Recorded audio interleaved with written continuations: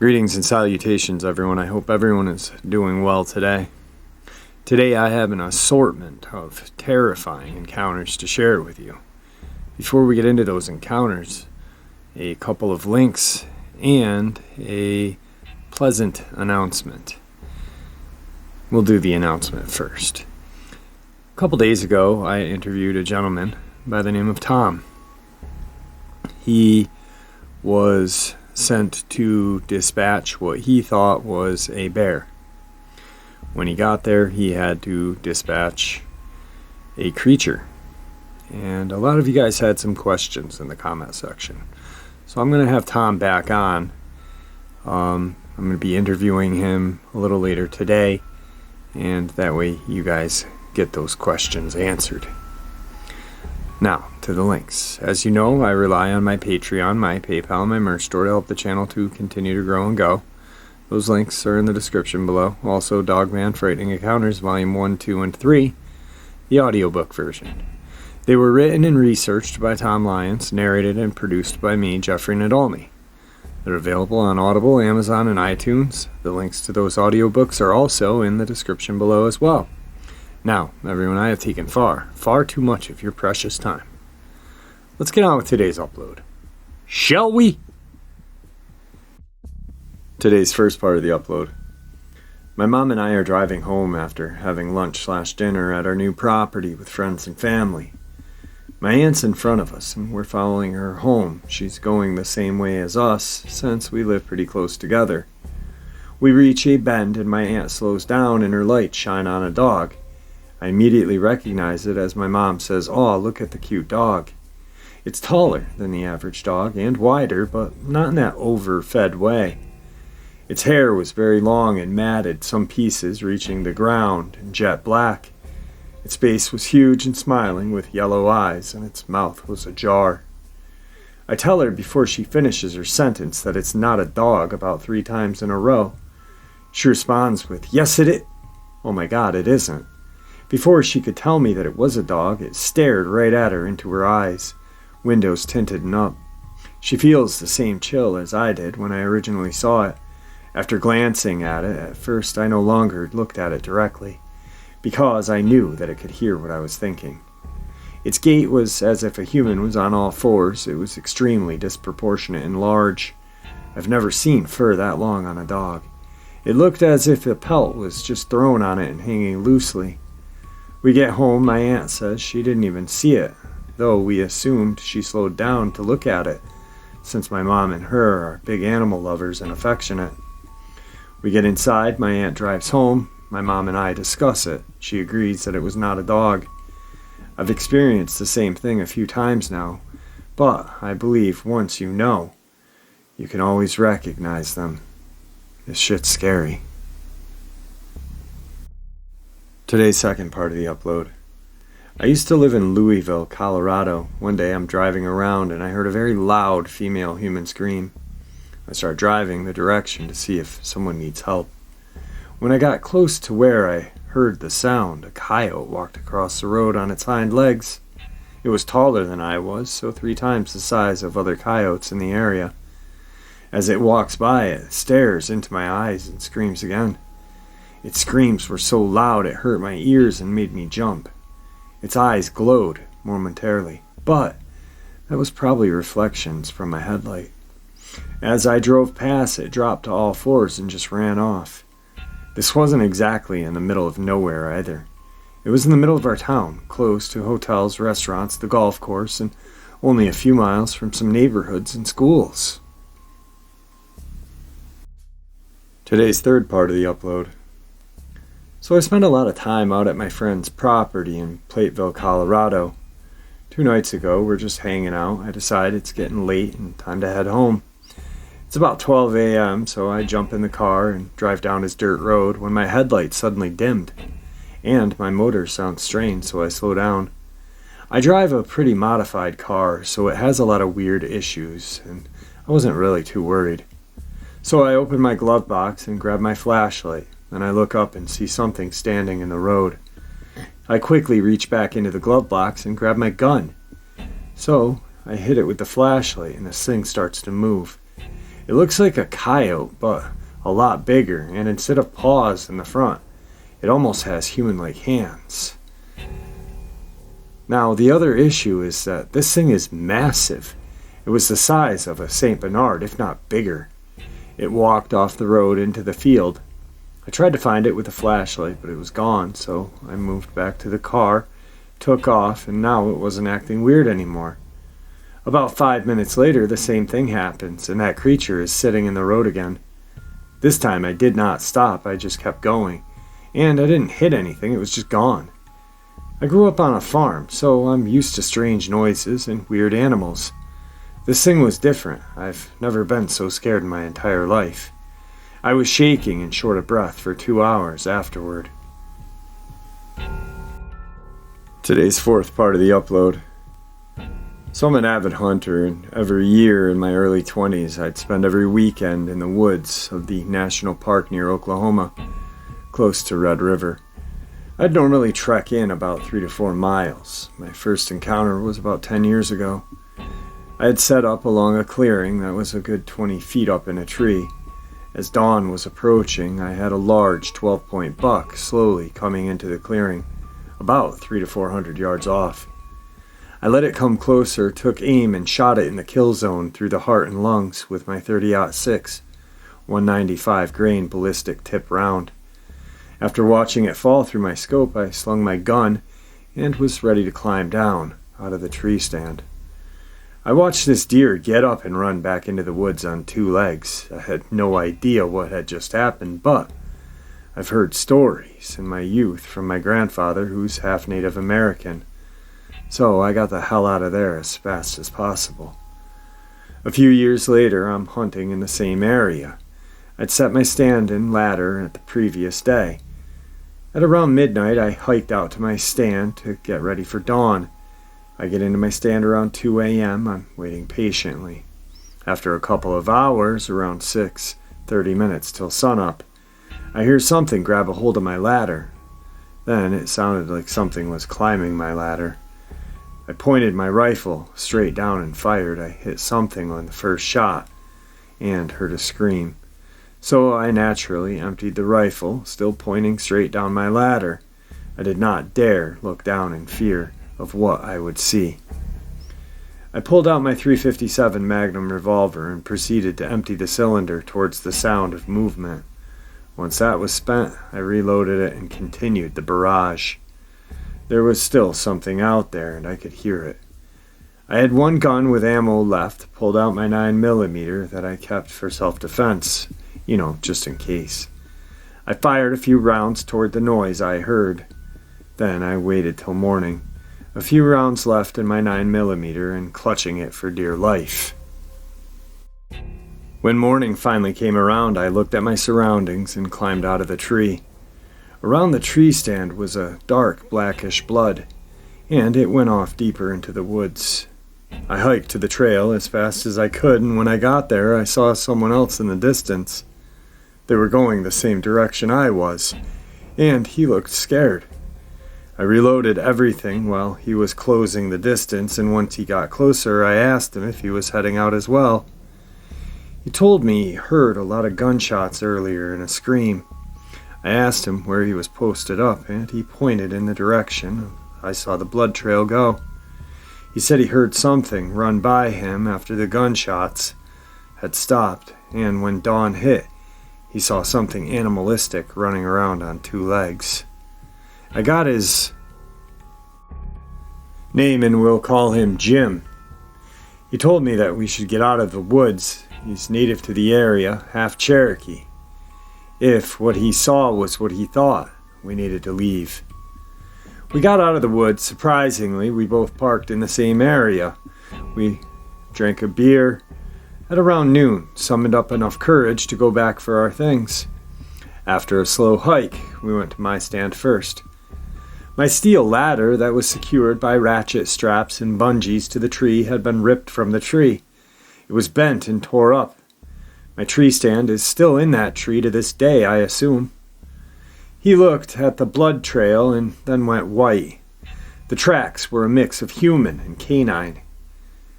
We made it to his tree stand after a bit. He was only 800 feet from where I was, surprisingly. His gear was strewn across the forest floor like mine, a bent ladder, but unlike my tree stand, his had been ripped off the tree and thrown. We both left the area and went back to our vehicles. So, after that last encounter, Jim and I traded phone numbers, hung out when I went up there to hunt. It kind of became a thing to go hunting together. He knew the woods there better than I did, and he was great company. About 2 years after the incident that caused us to meet, we were posted up in a blind in a clearing. We generally put our stands close or hunted back to back in a blind over the 2 years we had hunted together. If one of us had a shot, when we were in the blind, we would signal the other with a tap on the elbow. That morning, both of us had a shot. We both fired. I hit a doe I was aiming at square in the chest. As it went down, it turned and ran on its back legs, dead sprinting into the woods. Jim's quarry did the same thing after he hit it. We went to investigate, and once the animals turned, the hoof prints got larger and then changed to human tracks. Jim said we should leave, and I was not going to disagree with him. We both stopped hunting in those woods after that last encounter. I have no idea what the hell I saw those encounters. I've heard of shapeshifters and shit like that, but I thought they were more durable. I used a 30-06 with 195 grain ballistic tip rounds every time I went hunting. Those are my experiences. I hope you guys learned something from them. Maybe someone has some thoughts on what happened in those woods. Today's fifth encounter. Years ago, I used to work at a nature facility that was around 500 acres with a few miles of walking trails. One day I had a lady come into the office and tell me there was a dead armadillo in the middle of one of the trails. I went to clean it up. It had a single bite to its underbelly. The next day I was walking the trails. I came across another armadillo. Same thing, single bite to the underbelly. This went on for 14 days. Every day I had to remove an armadillo. Day 13, I was on the trail on the back side of the park. While I was cleaning up the armadillo, an old man, looking to be in his late 70s, with sun-weathered skin, came walking up to me. He was wearing an old Western-style shirt. He said, "He's just messing with you." I stated, "Hey, bud, what you talking about?" He said, "The trickster." I said, "Do what now?" He said, "The coyote. He's just messing with you. He thinks it's funny how mad you get." I said, "Well, I wish he'd stop." The old man just chuckled and started walking off. I told him, "Have a good day, bud." He waved while walking off and said, "You too," turning around the bend in the trail. I tossed the armadillo into the brush. I was less than 10 seconds behind the old man. I turned the bend and he was gone. I looked all over for him. I walked the trails for hours, asking everyone I saw if they had seen him. No one had. The next day I got to work, went to the office, checked my emails, opened my window blinds, and there was an armadillo with one bite in its underbelly, lying under my window. That was the last day, day 14.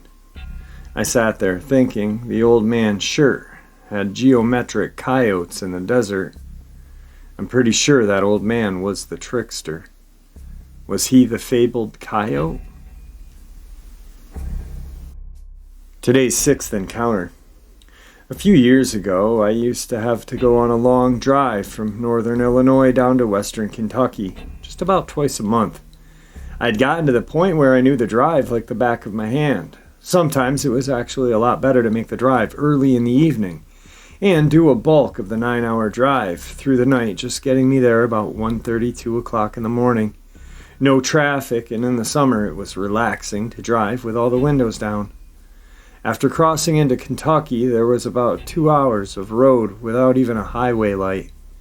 But, like I said, I had done this so many times before. One of my last trips I had been heading down that stretch, and had my brights on. In the distance, on my driver's side of the shoulder, I could see what I thought was a deer. Got a little closer and realized it was a wolf. Now I'm coming up on this, and it's on all fours, but its back had to be almost level with the roof of my sedan. I thought, holy shit, that thing's huge. Now I'm probably doing 80, and I swear we lock eyes. I can feel him looking directly at me. I'm getting closer and closer. Now I can actually see his teeth. I couldn't believe what I was seeing was an actual animal. Then I was probably 50 feet from this thing, about to pass it on the driver's side shoulder, and the thing stood up on two legs, just standing there, looking at me, directly into my eyes. I passed, and the rest of the drive I tried to figure out what I had seen, or should I stop and loop back around? I never told anyone that experience, because most people would say, oh, it was late, your mind was playing tricks on you. But still to this day, I won't forget how long that stare down was. I can't help but think I didn't catch him by surprise. More like he wanted me to see him, and if he really wanted to stop me, he could have. Today's seventh encounter. Back in January of 2010, I was driving to LA after spending the holidays with my family. I-40 the whole way. After a long day of driving, I stopped at Holbrook, Arizona to get a hotel for the night. I get my room, pull around the back parking lot, park my car, open the back door, and start grabbing my bags and stuff to bring inside for the night. All of a sudden, I hear this crazy sounding roar. The closest I can come to describing it is a mixture of a bear roaring, a pig squealing, and a baby crying. I froze, looked up, and standing on the edge of a raised parking lot next door was some kind of man-dog thing. It was probably 7 to 8 feet tall. I look at it, it roars again.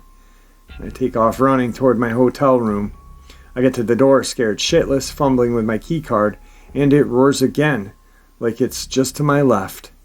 I get the key in the door, lock the door, and run into the bathroom and lock that door as well. I sat there for maybe 30 minutes. Then I grabbed the pillows and blankets off the bed and slept in the bathtub all night with the door locked. I started searching on my phone for what the hell that was in the night, and I learned about skinwalkers, Dogman, and Sasquatch. If they exist, then what the hell else does that isn't supposed to? What was almost just as crazy is that when I bolted towards my room and left my car unlocked and the doors wide open, they stayed open all night and nothing was taken or stolen. I had a bunch of music equipment in there. But, yeah, be careful on the edge of the Navajo reservation. Today's eighth part of the upload. Hey there, my name is Brad. I'm somewhat of an adrenaline junkie. What I do to get this fix of adrenaline is I'd go in search of nothing in particular and just hope something happens. Sometimes I'd get more than I wanted. This was one of those times, with the exception that I was not seeking adrenaline. Be warned, some of the events in this story may be disturbing. The date was October 14th, 2010.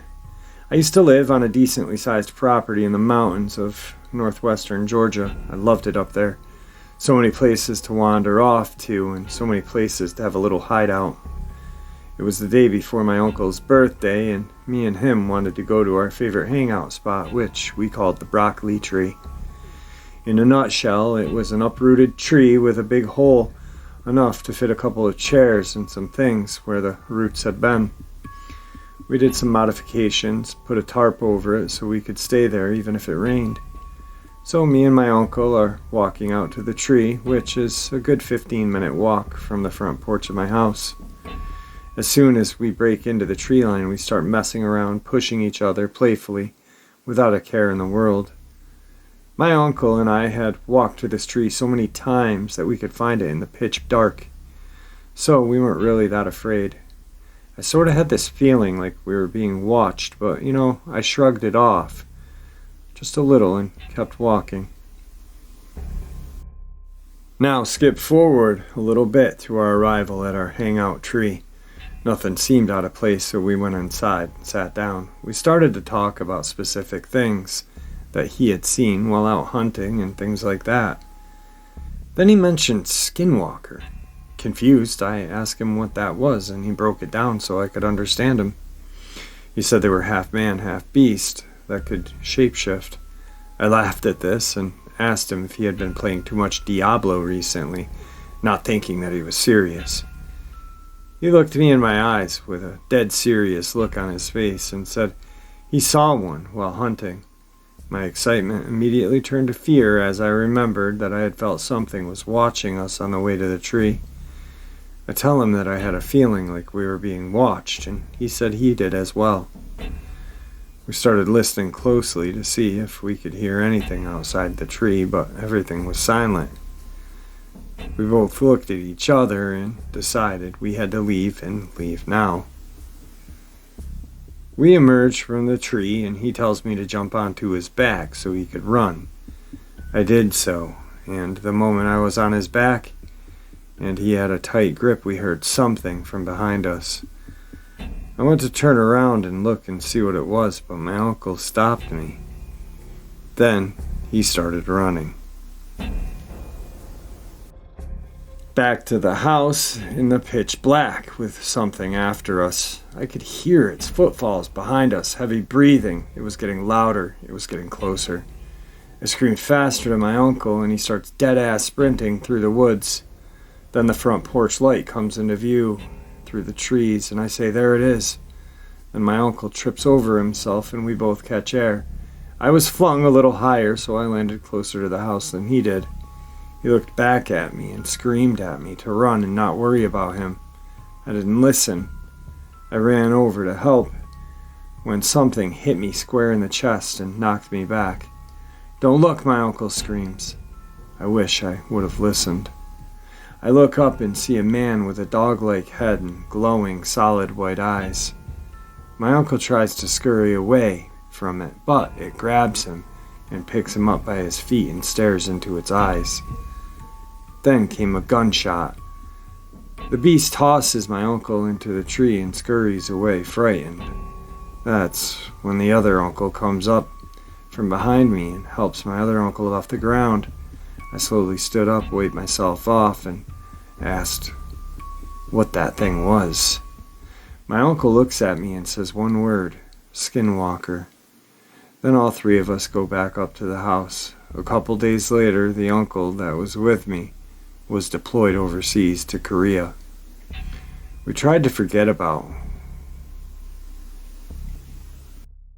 to the house in almost the pitch darkness with something chasing us. I could hear its footfalls behind us, heavy breathing getting closer and louder.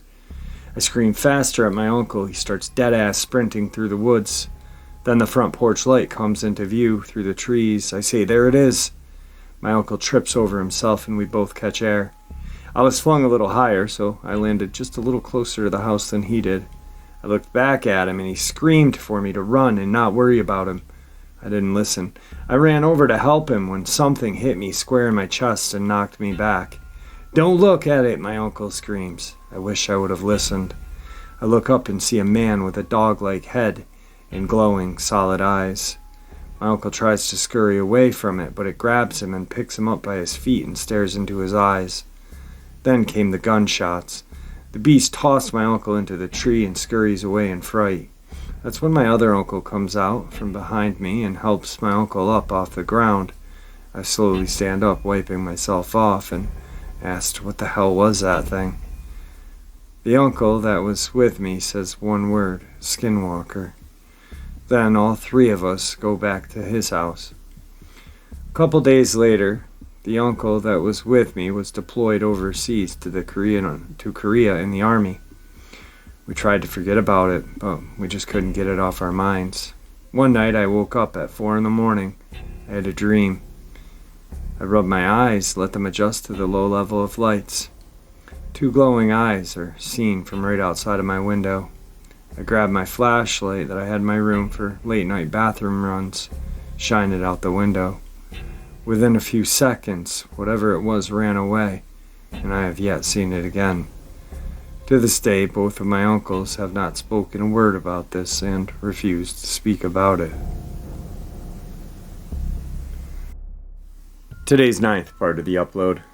My friend, who happens to be an environmentalist out in the Pine Barrens, saw a Dogman in Manchester County, New Jersey. His name's John, and he and his friends were going back camping out into the woods on this large pickup truck. And he was looking toward the wood line to make sure no deer were going to jump into view. The truck was going about 40 miles an hour, and he noticed something was following them on the trail. He then told his friend to slow down a bit because they saw something following them, and before he could slow down, the creature jumped in the middle of the pathway, and then back into the woods, and they all got a clear description of it. My friend said it was tall, 7 to 9 feet, with the body of a bodybuilder, perked ears, snout like a German Shepherd. He also said the appendages of this animal were very human-like, but with large claws on the end of its hand and feet, and a large bushy tail. After this event, he looked over at his friends, and they all looked like they had just seen a ghost, with the blood draining out of their face. He still tells the story to this day, and I believe every word of it, because, number one, I've talked to his friends who were with him, and they all say the same thing. Today's 10th part of the upload. Back in July of 2004 near Gallup, New Mexico, I had my first and only encounter with something I can't explain. Before this, I used to say, I'll believe it when I see it. Well, I'm a believer now. What I saw was neither full human nor full animal. I was moving and had just completed the cleaning and was with my 10-year-old son. We had called it a night and we headed to our new place. As we walked out the front door, I saw a figure move from behind my neighbor's car to the nearby tree that stood between our apartments. It didn't have red glowing eyes, snarling teeth, or a rotten smell. It did move quickly, but not quick enough to avoid the light from the nearby light post and the porch lights. It didn't look at me or come towards me. It moved as if it was trying to be avoided seen. I was within 15 feet of it, but I did not look back to fully inspect it. What I saw was a wolf-like animal that sort of resembled the Beast in Beauty and the Beast, just not cartoonish. It had brown fur that completely covered it. It was not a pelt. It was a very large wolf. It didn't have any human traits except that it walked on its hind legs. It cowered behind the tree as we got into our vehicle. When we got in, I asked my son, "Did you see that?" Thankfully, he hadn't. My brother-in-law insists that it was not a skinwalker because I wouldn't have seen it. To this day, I can picture what it looked like. I know they exist. I know something exists out there. Today's last part of the upload. So to preface this experience, I was driving on State Road 54, a road in Florida that goes all through the state, and for the most part, used to be all woods. It was about 3:40 in the morning. I was driving to my friend's house, who lives 45 minutes away, to carpool to our job in the city, about 90 minutes away from where he lived. I was leaving the city I lived in and was driving through the more heavily wooded areas. At a red light, as I was waiting for the light to turn green, I saw a glow of 2 bright orange eyes. The woods were about 25 feet from the main road. The eyes were getting closer, like it hadn't seen me. And it looked to be 7 to 8 feet tall, and was thin, actually quite thin. It was too dark to see any features, but when our eyes connected, the thing bolted into the woods. It just didn't look human, frankly. At this point, I thought it may have been a bear or something, as it was standing on its back legs. And, I mean, that son of a bitch was quick for its size. I have no idea what it was. Alright guys, I hope you enjoyed today's upload as much as I enjoyed bringing it to you. Looking forward to our interview with Tom. Got to get ready for that. And with that, I'm going to bid you farewell and see ya!